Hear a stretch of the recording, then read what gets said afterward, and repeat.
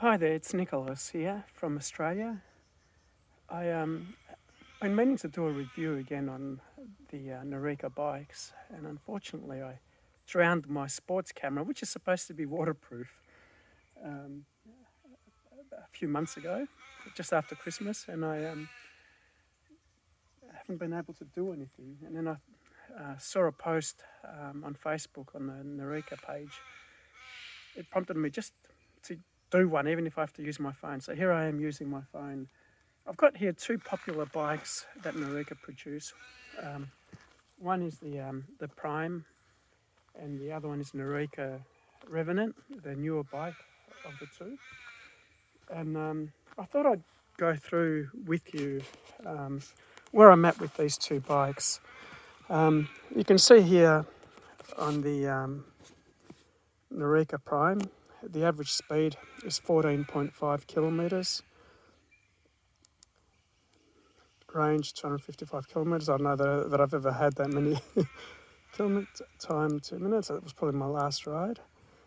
Odometer reading, that's what I want to show you, 730 kilometres. Now here I am on the Nireeka Revenant, and I want to show you the same thing again. Don't worry about the range.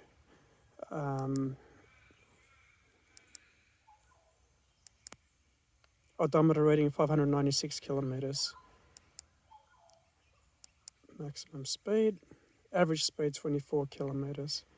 Now the reason I'm pointing this out to you is, in particular, the average speed on the Revenant is approximately 10, it'll be more than that, kilometres an hour faster. Now, the reason for that is I've geared up, well, first of all, I'll point out that the two obvious things about these two bikes. They're both very capable bikes and will take you just about anywhere. With the Prime being a mid-drive, I use this bike for more extreme conditions, steep hills, extremely steep hills. You can take this bike anywhere, and it's going to get you there, no issues whatsoever. The Revenant, although it has a 1000 watt motor,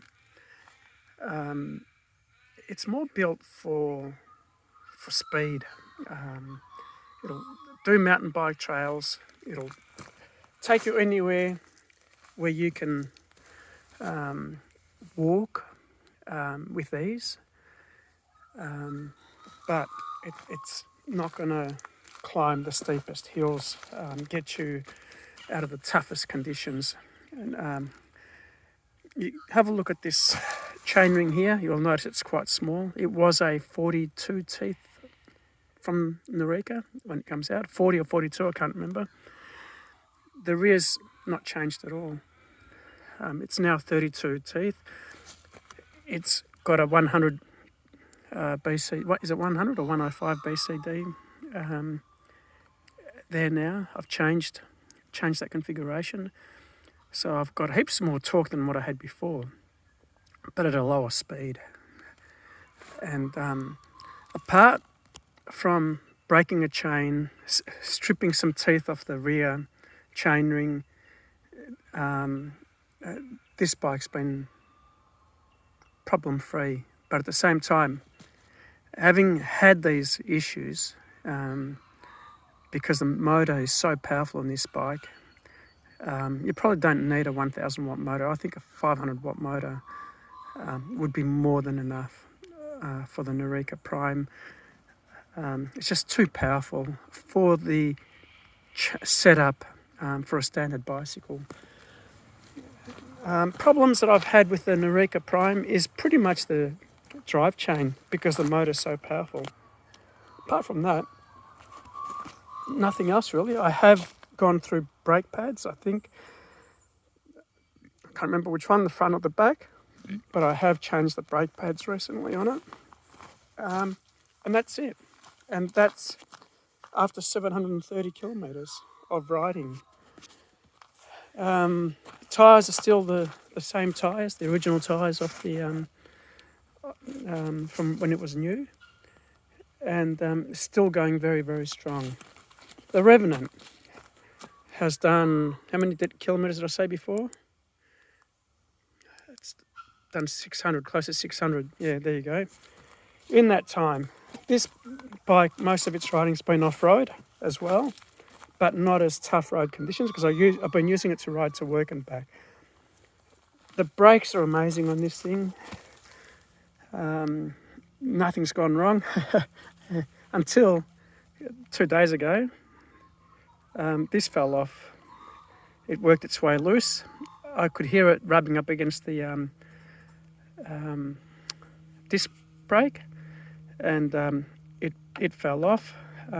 Easy job to put back on again, but I've noticed that it wobbles around and it hits the disc over here, and I did notice a bit of a cut on here, or a mark on it from rubbing on there. Apart from that, it's fine. But you know what, normally I throw these bloody bike stands off anyway, so what else is wrong with this bike? Nothing really. The only other thing I noticed is when I've been riding in the wet, these 3 screws have rusted a bit. I'm replacing them with stainless steel ones. I've actually got them, I just got to put them on. Haven't put them on yet. And that's it. Nothing else on this bike has gone wrong after 600 kilometres nearly. Here in Australia, we like to have our front brake on the right-hand side and the rear brake on that side. I've swapped that around. What else have I done? The gears are on this side. Oh, the accelerator's on this side as well. I don't have the ABS system. I don't need it. Nireeka did offer to send that to me. I didn't have it at the time, and I said, don't waste your money. My riding is off-road mainly. ABS on a dirt track is, I've never had one before on a bike, but it's like a car. I don't think you need it on a dirt road. I have not had to play around with any adjustments since setting this bike up. It's not had a service. It hasn't needed it, and it really surprises me that it hasn't needed any adjustments in any way. All I've done is actually top up the brake fluid, but that's needed because the brake pads do wear a little bit. But that's it. So which one do you choose? Well, it all comes down to your riding style. If you really want speed, go for the Revenant. If you want pure guts and off-road capability, go with the Prime. You will not go wrong with either one of them. They're both wonderful bikes and serve a slightly different purpose. If you love riding in the snow, sand, like beach and stuff like that, this bike will get you through. I've gone some really rough tracks on this bike. It's not as comfortable because it doesn't have the suspension. I do run the PSI in the rear at 6 PSI roughly, and about 10 on the front, sometimes lower. At the moment they're on about 15-20 PSI because I did ride the bike to work one day and there was a bit of just normal road bike trails there, so just makes it a bit quicker for me to ride. That is all I've got to say about the bikes. They're wonderful bikes, the both of them. And if you've not got the budget and you're thinking of getting the Homie, I have 2 of them. They're not here at the moment. I've lent them to my nephews. They love riding these bikes, and I said to them they can take the 2 Homies home with them. The Homies have come a long way. I've not got one of the more recent ones, but with a torque sensor, the Homies are a good bike and very similar to the Revenant actually. They don't have the thicker tyres on them, but if you're just riding, commuting on road or normal bike trails, just commuting, enjoying your day, not going, using it to go on mountain bike trails or anything like that. Although I have used my homie for all of that. The difference is the tyres, because they're not as thick. I have come off my homie a few times because I've lost traction, which I find it very difficult to lose traction on these two bikes. So if you don't have the money to spend, or don't want to spend that extra money, and you just want to do normal riding, you will love the homie. Again, it feels very much like the Revenant. It's a very safe bike to ride. I would imagine it's as less maintenance as similar to the Revenant. The only thing that, in my opinion, and have never liked about the homie is the restriction on the steering, and it's just me as a personal thing. If you're going on tracks like over here in Australia, we've got tracks, and to prevent motorbikes from going through, or horses in some cases, or cars on a trail, they put these big obstacle courses in the way, which you've got to zigzag through, and it makes it very difficult to turn the bike sometimes. If you don't have those sort of things where you live, then you've got nothing to worry about. So yeah, grab yourself one of these bikes. You're going to love it. If you've never ridden a mountain bike, an electric bike before, the Revenant is a very easy bike. You just put the battery in and ride it. You don't have to do anything else.